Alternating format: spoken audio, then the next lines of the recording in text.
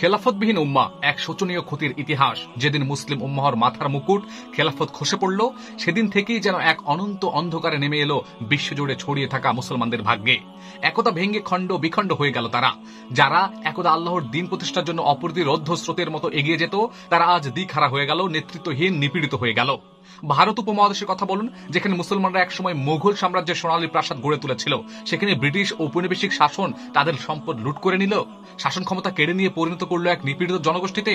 শিক্ষা, সংস্কৃতি, অর্থনীতিতে সকল ক্ষেত্রে মুসলিমরা পশ্চাৎপদ হয়ে পড়ল। আলজেরিয়ার কথা বলুন, দীর্ঘ 150 বছর ধরে ফরাসি ঔপনিবেশিক শাসন চলল, আর এই সময়ে 10 লক্ষাধিক মুসলমানকে নির্মমভাবে হত্যা করা হলো। রক্তে রঞ্জিত হলো আলজেরিয়ার মাটি, স্বাধীনতার স্বপ্ন রয়ে গেল কেবল দীর্ঘশ্বাসের মতো। ফিলিস্তিনের কথা বলুন, যেখানে একদা সালাউদ্দিন আইয়ুবীর তরবারির বিচারে সুর বেজে উঠত, সেখানে আজ প্রতিদিন বুলেটের শব্দ আর শিশুর আর্তনাদ প্রতিধ্বনিত হচ্ছে। বঞ্চনা, হত্যা ও দমন পীড়নের এক অবর্ণনীয় অধ্যায়ে পরিণত হচ্ছে সেখানকার অধিবাসীরা, যা বিশ্ববাসী শুধুমাত্র দর্শকের মতো দেখেই যাচ্ছে।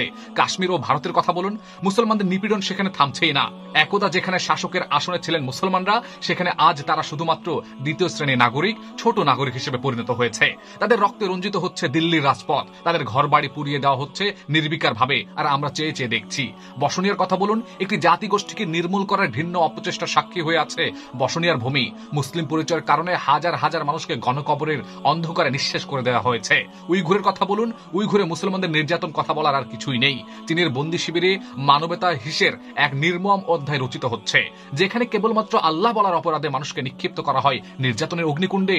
রোহিঙ্গা গণহত্যার কথা বলুন, মিয়ানমারের রক্তক্ষয়ী ইতিহাসের এক করুণ অধ্যায় রোহিঙ্গা মুসলমানদের উপর চালানো গণহত্যা। ঘরবাড়ি জ্বালিয়ে দেওয়া হচ্ছে, নারীদের সম্ভ্রম হানি ঘটছে, আর শিশুরা হয়ে যাচ্ছে অনাথ। কিন্তু তবুও বিশ্ব থেকে কোনো প্রতিবাদ আসছে না। আর মধ্যপ্রাচ্য, সেখানেও আগুন জ্বলছে, যুদ্ধবিমান গর্জে উঠছে, শিশুদের কান্নায় আকাশ ভারী হয়ে উঠছে, তবুও কোনো কণ্ঠস্বর উঠে আসছে না তাদের পক্ষে। আর আফ্রিকা, সেখানেও মুসলমানরা নিপীড়নের শিকার। ক্ষমতা লিপ্সার দাবানল তাদের স্বাধীনতাকে ভস্মীভূত করে ফেলেছে, হারিয়ে ফেলেছে তারা স্বাধীনতা। ইসলাম ফোবিয়া ও মুসলিম বিদ্বেষের ব্যাপারে কিছুটা বলি। পশ্চিমা বিশ্বে মুসলিম নামটি যেন এক আতঙ্কে পরিণত হয়েছে। ধর্ম বিশ্বাসের কারণে মানুষকে বঞ্চিত করা হচ্ছে, মৌলিক অধিকার থেকে করা হচ্ছে অপমানিত। আর ইউরোপ ও আমেরিকায় তো ভয়ঙ্কর কাহিনী চলছে।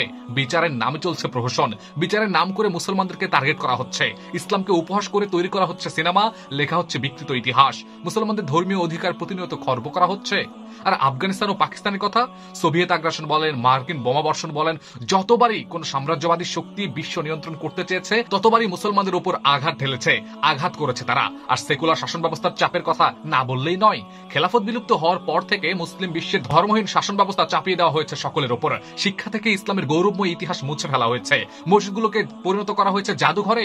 উম্মাহর বিভক্তির ব্যাপারে তো আমরা সকলেই জানি। আজ মুসলমানদের আর কোনো কেন্দ্রীয় নেতৃত্ব নেই। একবার যারা খেলাফতের ছায়ায় একক রাস্তায় ছিল, আজ তারা বিভক্ত হয়ে শত শত জাতীয়তাবাদের বেড়াজালে আবদ্ধ।